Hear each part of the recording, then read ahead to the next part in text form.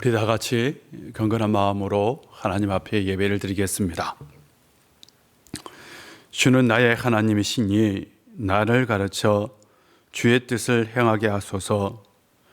주의 영은 선하시니 나를 공평한 땅에 인도하소서.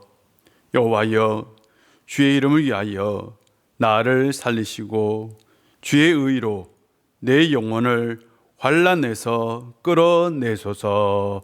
아멘. 하나님 아버지, 오늘도 우리가 주님 앞에 섰습니다. 주의 말씀을 듣고 주의 은총 가운데 거할 수 있도록 인도해 주시니 감사합니다. 하나님, 이 시간 우리 가운데 함께하여 우리가 주의 뜻을 행할 수 있도록 주의 말씀을 우리 가운데 심겨 주시옵시고 온전히 주의 사랑을 느끼고 체험하는 이 시간 되게 하여 주시옵소서. 이 시간 우리 가운데 말씀하여 주시고 우리는 성령으로 하나님의 말씀을 듣게 하여 주옵소서. 예수님의 이름으로 기원하옵나이다. 아멘. 찬송가 314장입니다. 찬송가 314장입니다.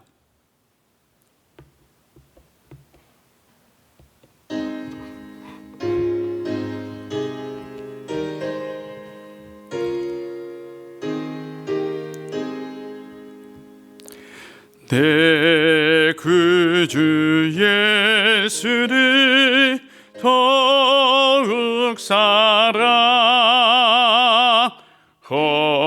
엎드려 비는 말 들으소서. 내 진정 소원이 내 구주 예수를 더욱 사랑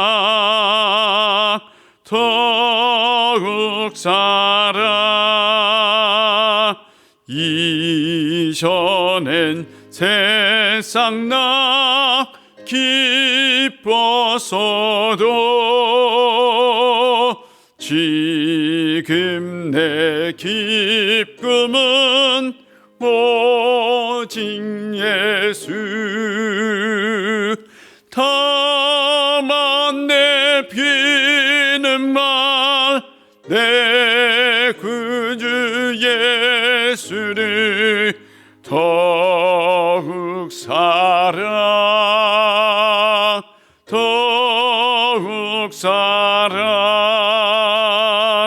이 세상 떠날 때 찬양하고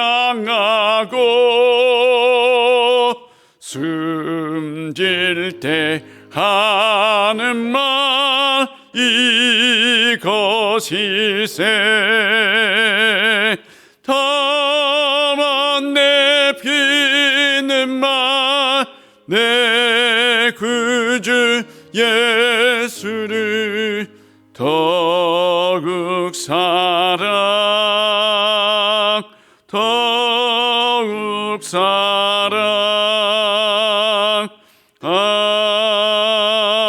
아멘.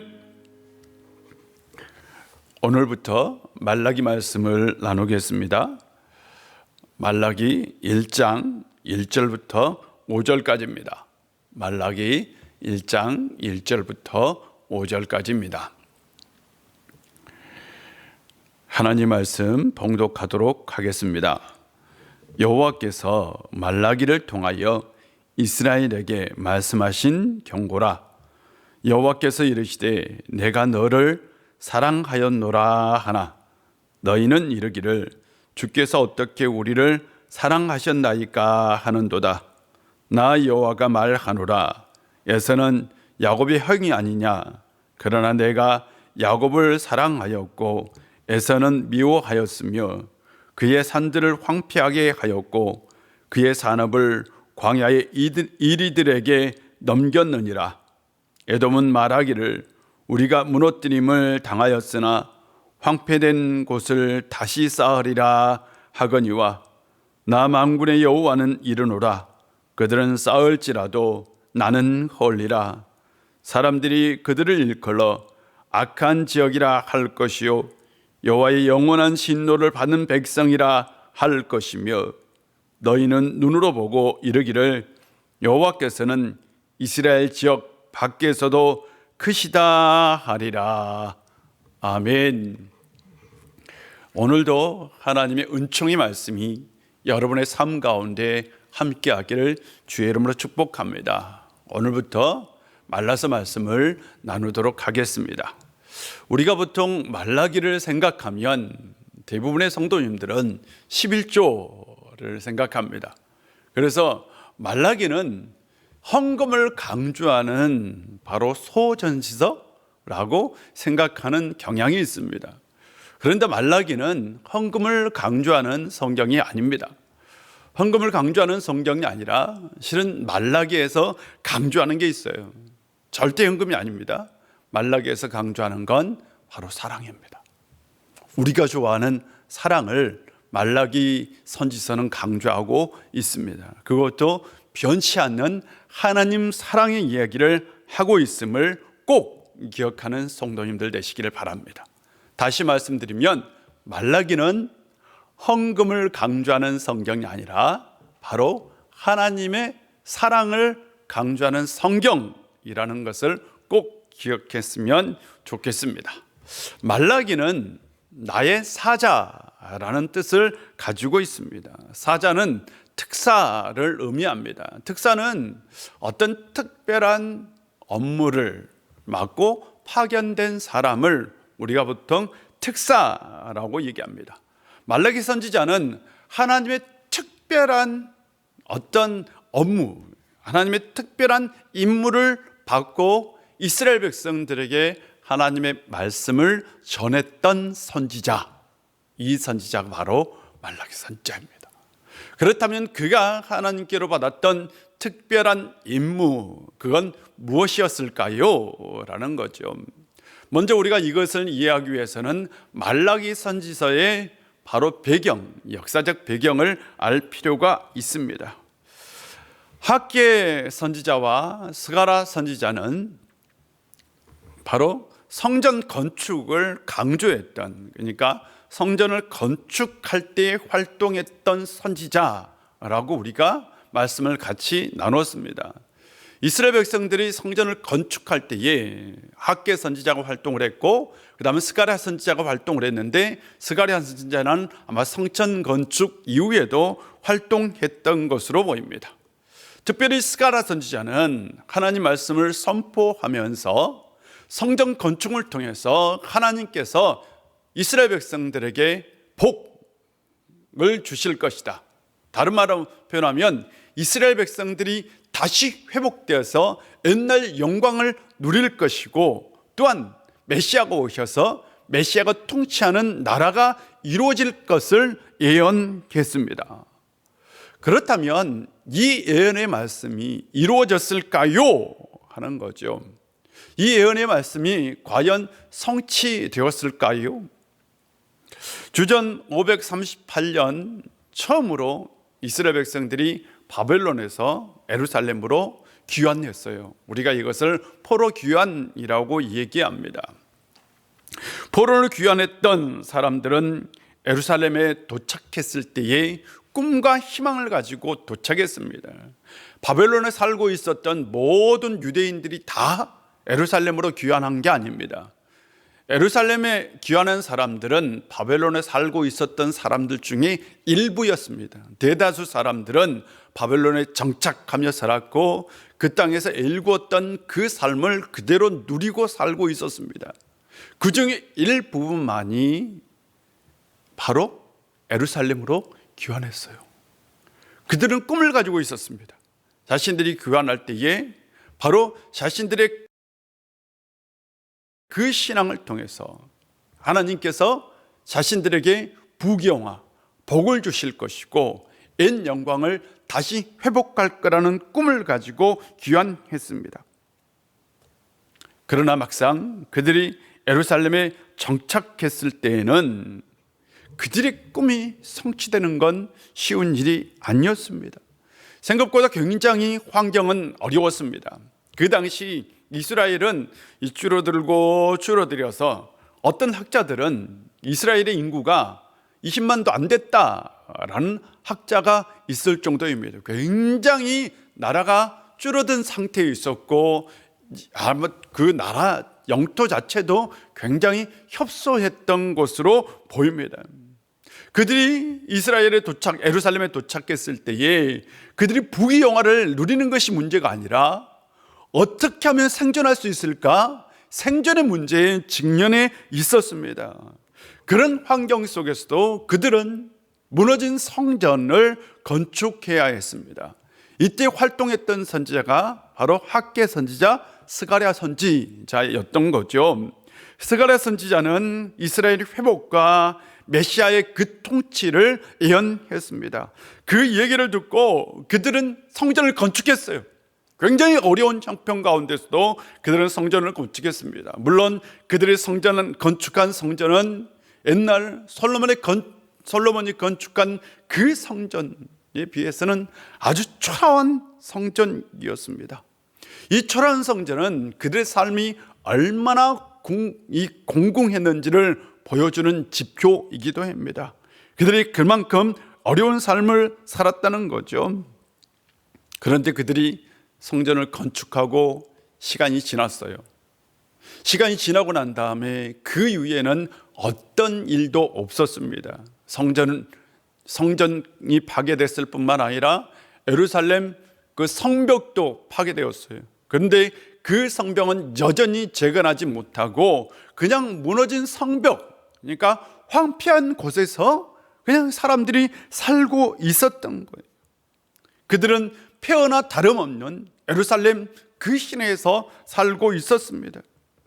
그들은 또한 성공적으로 농사를 짓지도 못했습니다. 지속적인 가뭄과 병충해로 인하여 그들은 경제적으로 굉장히 어려움 가운데 있었는데, 그럼에도 불구하고 그들은 페르시아에게 여전히 세금을 내야 했습니다. 120개나 되는 페르시아의 그 제국의 주 중에 하나였는데 그들은 여전히 세금과 곡물 징수로 어려움에 처해 있었습니다. 그런데 그들을 더 어렵게 한 건 경제적 어려움보다는 영적인 공허함이었던 거죠. 선지자들이 예언했던 그 말씀이 성취되지 않는 겁니다. 성전을 건축했는데 성전 건축하면 이스라엘이 옛영화를 다시 회복하고 하나님의 통치가 이루어지고 무언가 부귀영화를 누릴 거라고 생각했는데 시간이 지나도 그것은 이루어지지 않았습니다. 하나님의 복이 임할 거라고 생각했는데 하나님의 복이 임하지 않자 그들은 하나님께 질문합니다. 하나님, 변했습니까? 그들은 생각했어요. 하나님이 변했는가? 라는 거죠. 이 말라기서의 역사적 배경은 이 느헤미야가 성벽을 건축하기 전, 또한 에스라가 이 종교개혁을 일으킨 후 그쯤, 그러니까 에스라와 느헤미야 시대 이전으로 생각하고 있습니다. 그렇다면 이 시대는 성전을 건축하고 한참 지난 후입니다. 한참 지난 후에 여전히 그들은 회복하지 못한 상태에 있었습니다. 그때 그들은 굉장히 어려움 가운데 직면해 있었던 거죠. 하나님이 말씀하신 그 선지자가 말한 그 예언이 성취되지 않는 거죠. 그래서 그들은 묻습니다. 하나님, 변했습니까? 하나님, 변했습니까? 하나님이 변하셨는가? 왜 우리는 이런 어려움을 겪고 있는가? 라는 거였던 겁니다. 이 질문은 사사기에도 기록되어 있습니다. 사사 기드온이 하나님께 부름을 받을 때의 사건입니다. 여호와의 천사가 기드온에게 나타났어요. 그리고 나서 이렇게 얘기합니다. 힘센 장사야, 여호와께서 너와 함께 하신다 라고 얘기합니다. 하나님께서 너와 함께 하시니까 너가 이 백성을 이끌어라 라는 얘기죠. 그때 기드온이 이 천사에게 반문합니다. 이렇게 반문해요. 외람된 말씀입니다만 여호와께서 우리와 함께 계시는데 왜 우리가 지금 이 모든 어려움을 겪고 있는 것입니까? 우리를 이집트에서 올라오게 하실 때에 여호와께서 온갖 기적을 행하셨다는 말을 우리는 선조들에게 들었습니다마는 그 기적들이 지금 다 어디에 있습니까? 지금은 여호와께서 우리를 버리셨습니다. 우리를 이렇게 미디안 사람들의 손에 붙이시지 않으셨습니까? 라고 바로 천사에게 기드온이 반문합니다. 기드온의 얘기는 핵심은 이겁니다. 우리의 형편을 보십시오. 우리의 형편을 보면 하나님께서 우리를 버리셨습니다. 하나님께서 그 능력을 행하신, 그 놀라운 능력을 행하신 그 하나님의 손길이 지금 우리의 삶 가운데 어디에 있습니까? 왜 우리가 이런 어려움을 당합니까? 라고 반문하는 거죠.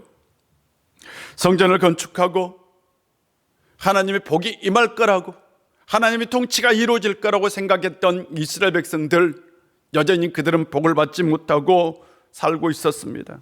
그들은 하나님께 질문합니다. 하나님, 우리를 사랑하고 있습니까? 하나님의 사랑이 어디에 있습니까? 하나님 변하셨나요? 라는 것이 바로 이스라엘 백성들의 질문입니다. 말라기는 바로 하나님과 이스라엘 백성들 사이에 논쟁을 얘기하고 있습니다. 오늘 말라기에는 6개의 논쟁이 나옵니다. 6개의 논쟁이라는 것은 서로의 의견이 다른 거잖아요. 이쪽 의견과 이쪽 의견이 달라서 서로 이렇게 부딪히면서 막 대화를 통해서 뭔가를 찾아가는 것, 이것을 우리는 논쟁이라고 얘기합니다.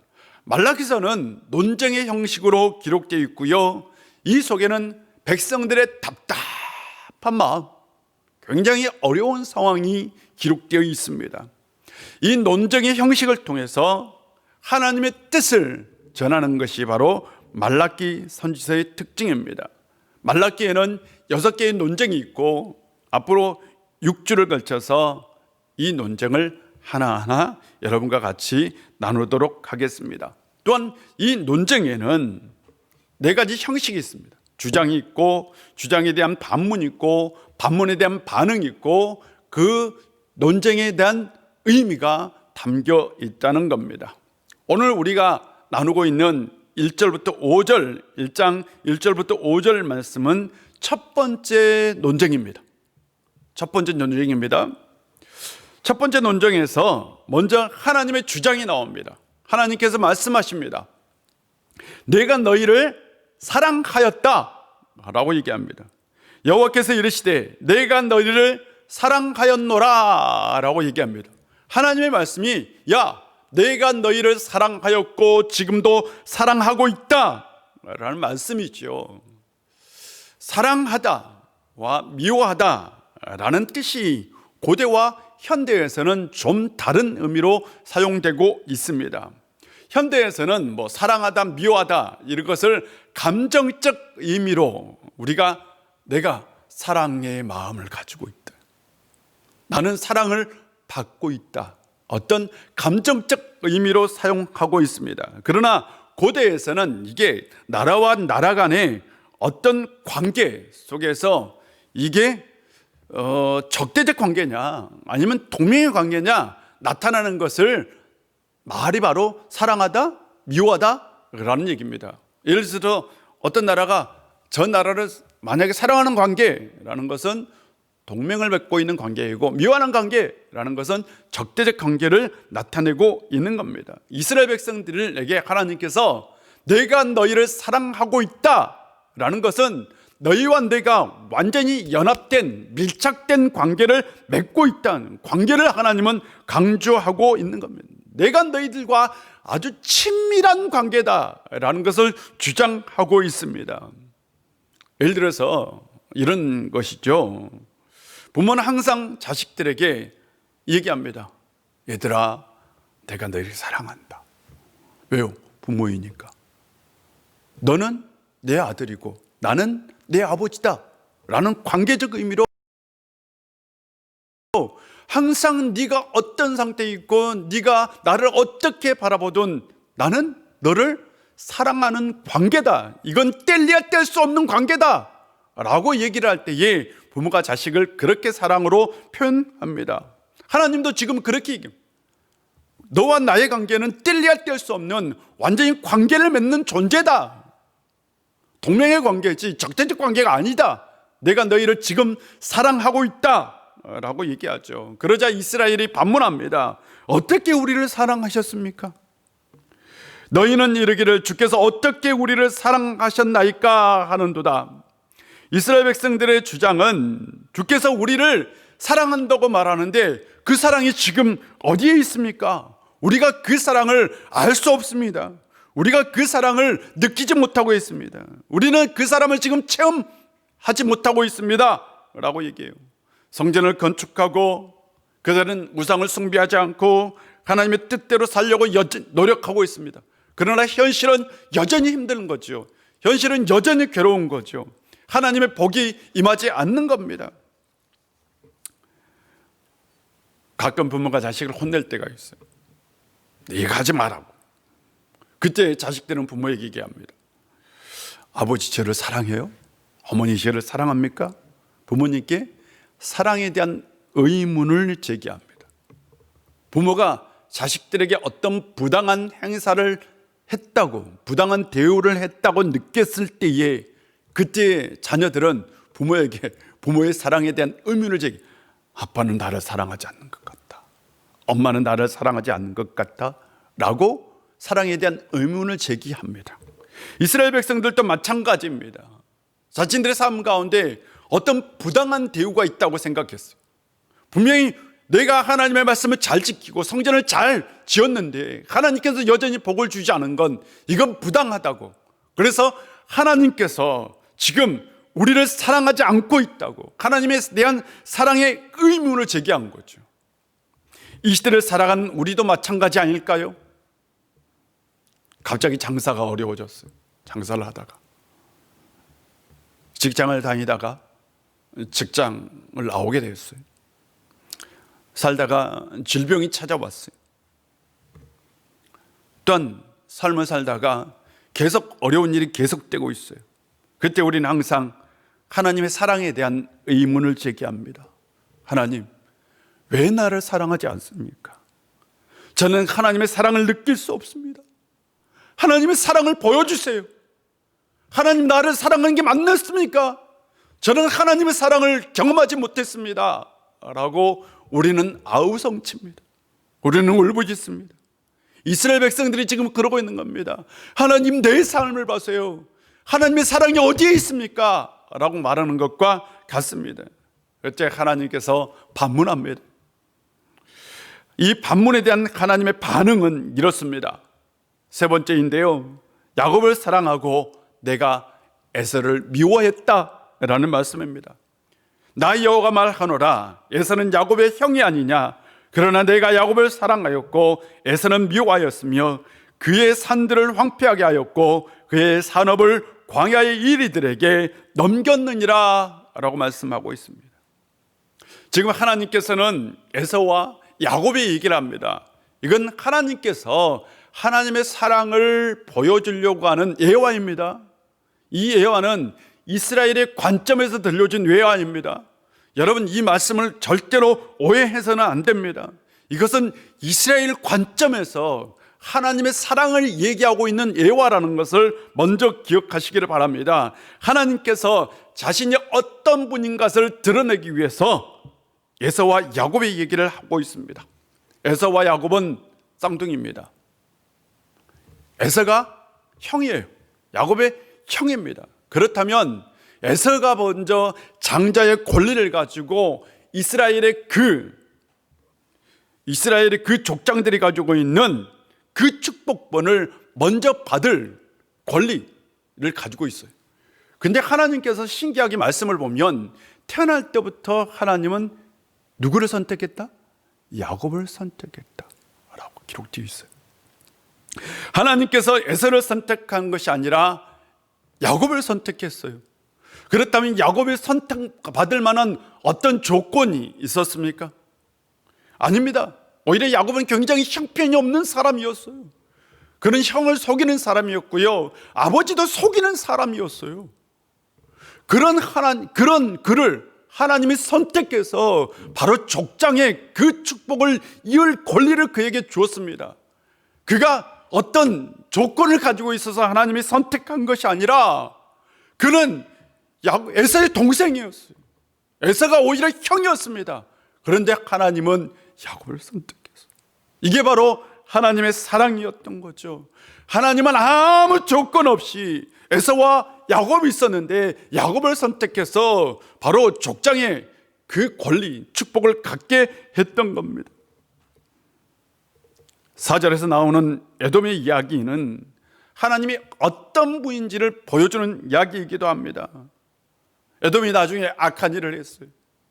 하나님은 그것에 대한 심판합니다.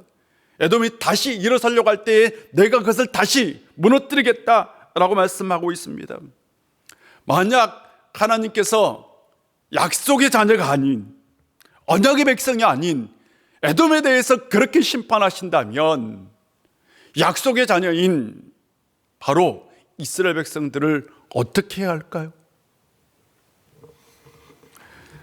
네 번째로는 이 사건에 대한 의미입니다. 이스라엘은 하나님을 어떤 분으로 알고 있었는가라는 거죠. 그들은 하나님에게 하나님의 사랑이 어디 있습니까? 하나님 변하셨습니까? 라는 의문을 제기했던 거죠. 하나님이 우리를 사랑하지 않는다. 하나님은 우리를 멀리하고 있다. 라고 의문을 제기했던 거죠. 그때 하나님께서 대답하십니다.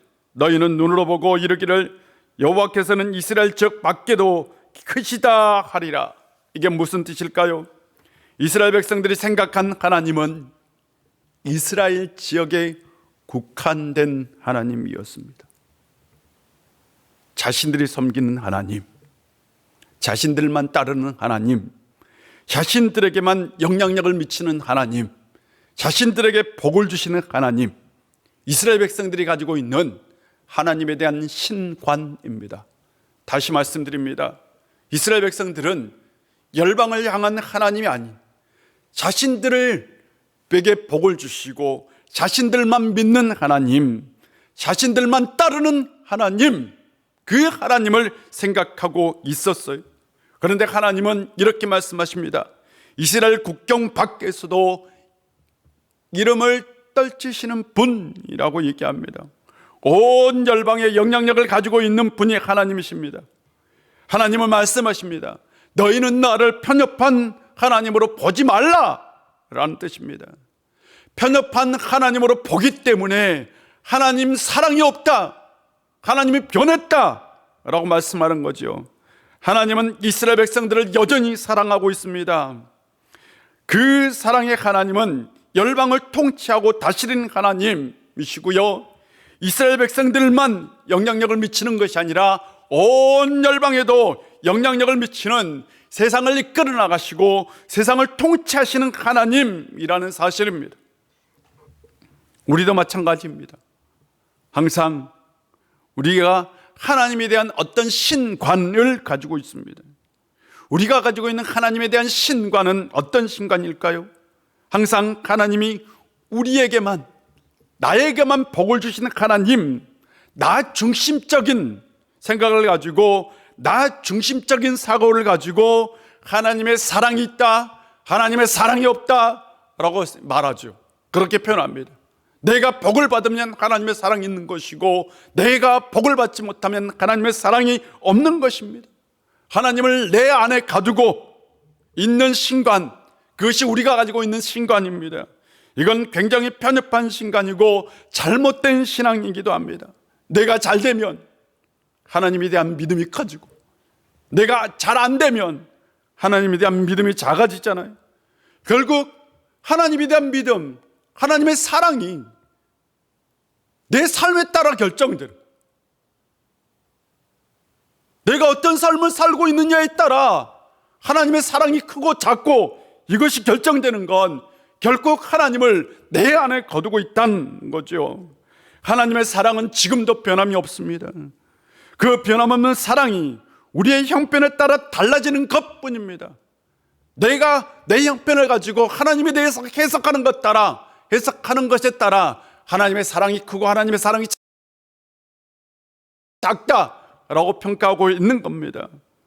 하나님의 변함없는 사랑을 늘 느끼는 성도님들 되시기를 주의 이름으로 축복합니다. 하나님의 사랑에는 보편적인 사랑이 있고 특별한 사랑이 있습니다. 그런데 우리는 항상 특별한 사랑만 원하는 거죠. 말라기 중심 주제는 하나님의 사랑입니다. 그런데 이 하나님의 사랑은 보편적인 하나님의 사랑을 얘기하고 있습니다. 우리에게도 보편적인 하나님의 사랑이 나타났습니다. 하나님의 사랑의 극치는 어디에서 나타날까요? 바로 예수 그리스도의 성육신의 사건과 십자가의 사건입니다. 이것보다 더 큰 하나님의 사랑은 없습니다. 하나님은 이것을 통해서 이 땅 가운데 하나님 나라를 세웠고 우리에게 구원의 길을 열었습니다.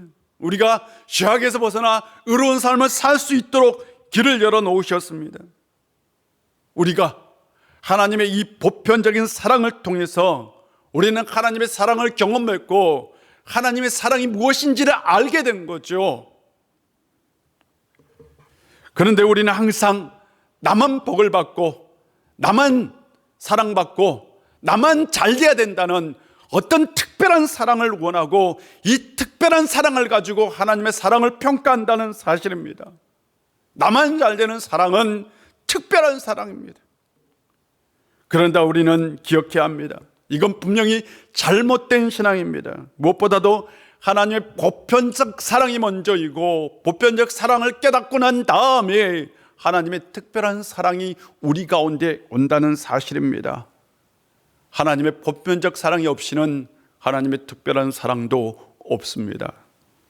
하나님의 그 보편적 사랑을 늘 깨닫고 그러고 난 다음에 하나님의 그 특별한 사랑을 경험할 수 있는 성도님들이 되시기를 주의 이름으로 축복합니다. 하나님을 오해하지 마십시오. 하나님을 내 안에 담으려고 하지 마십시오. 하나님을 절대로 내가 가지고 있는 삶의 형편에 따라 평가하지 않는 성도님들이 되시기를 주의 이름으로 축복합니다. 기도하겠습니다. 아버지 하나님, 오늘 우리 가운데 함께해 주시고 은혜 주셔서 감사드립니다. 늘 하나님의 사랑이 우리 가운데 있음을 우리가 깨닫게 하여 주시옵소서. 우리가 예수님을 구주로 영접하고 우리가 구원을 얻고 하나님 나라의 백성 된 자체가 하나님의 큰 사랑, 놀라운 사랑입니다. 이 사랑을 먼저 깨닫고 그러고 난 다음에 하나님의 함께하심, 하나님의 기적, 하나님의 특별한 사랑을 누릴 수 있는 저희들 되게 하여 주옵소서. 예수님의 이름으로 기도합니다. 아멘. 우리 찬송가 304장 찬송하도록 하겠습니다. 찬송가 304장입니다.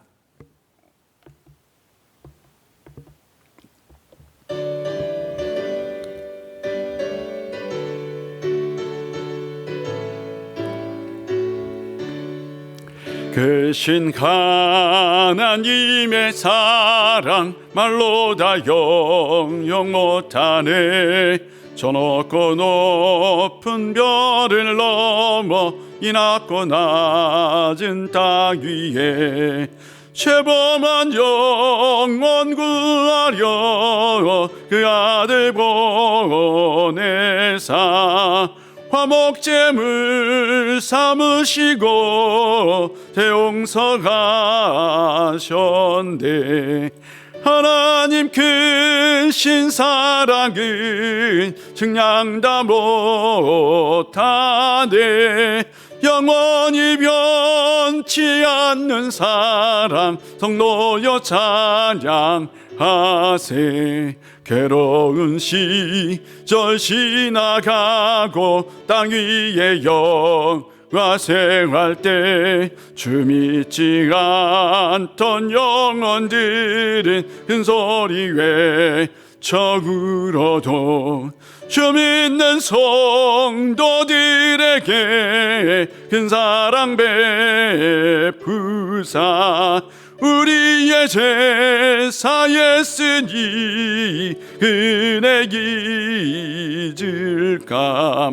하나님 크신 사랑은 증량다 못하네.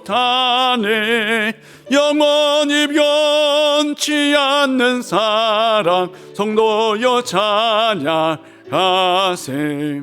하늘을 두루마리 삼고 바다를 먹물 삼아도 한없는 하나님의 사랑 다 기록할 수 없겠네. 하나님의 크신 사랑 그 어찌 닿았을까. 저 하늘 높이 쌓아도 채우지 못하리. 하나님 크신 사랑은 증량다 못하네. 영원히 변치 않는 사랑 성도여 찬양하세. 아멘. 우리 다 같이 주기도문 합니다. 하늘에 계신 우리 아버지, 아버지의 이름을 거룩하게 하시며 아버지의 나라가 오게 하시며 아버지의 뜻이 하늘에서와 같이 땅에서도 이루어지게 하소서. 오늘 우리에게 일용할 양식을 주시고 우리가 우리에게 잘못한 사람을 용서해 준 것 같이 우리 죄를 용서하여 주시고 우리를 시험에 빠지지 않게 하시고 악에서 구하소서. 나라와 권능과 영광이 영원히 아버지의 것입니다. 아멘. 우리 사랑하는 성도 여러분, 계속해서 기도하시기를 바랍니다. 우리가 지금 대면 의미를 드리지 못해서 저도 여러분 참 보고 싶고 그립습니다. 여러분은 그래도 매일마다 큐티 말씀을 통해서 저를 만나 뵙지요. 또한 이렇게 수예배를 통해서 주일 예배를 통해서도 저를 볼 수 있지만 저는 여러분의 얼굴을 볼 수 없답니다. 그래서 혹시라도 어떻게 지내는지 저한테 소식도 좀 전해주시고 카톡도 좀 해주시면 참 좋겠습니다. 그럼 제가 반드시 여러분에게 답장하도록 하겠습니다. 여러분 참 많이 보고 싶고 그리운데요, 이번 주 어떻게 예배 드릴지는 여러분 또한 공지를 통해서 장로님들과 협의해서 공지해드리도록 하겠습니다. 어디에 있든지 꼭 기도하는 성도님들 되시기를 바랍니다. 지금도 기도할 때에 나라를 위해서, 교회를 위해서, 형제들을 위해서, 특별히 우리 교우들을 위해서 기도해 주십시오. 어렵고 힘들게 살아간 분들도 있을 것이고 구역 식구 안에는 어려운 일을 당하는 분들도 있을 겁니다. 그분들을 위해서 꼭 기도해 주시고, 코로나라 할지라도 혹시라도 목사님 신방을 받고 싶다 하신 분이 있으면 저하고 우리 김 목사님하고 두 분이 가서 신방하도록 하겠습니다. 기도해 주시고 또한 여러분 이것을 잘 이겨낼 수 있도록, 교회도 참 어렵고 힘든데요, 이걸 잘 이겨낼 수 있도록 위로해 주시고 꼭 기도해 주시는 성도님들 되시기를 바랍니다. 기도하겠습니다.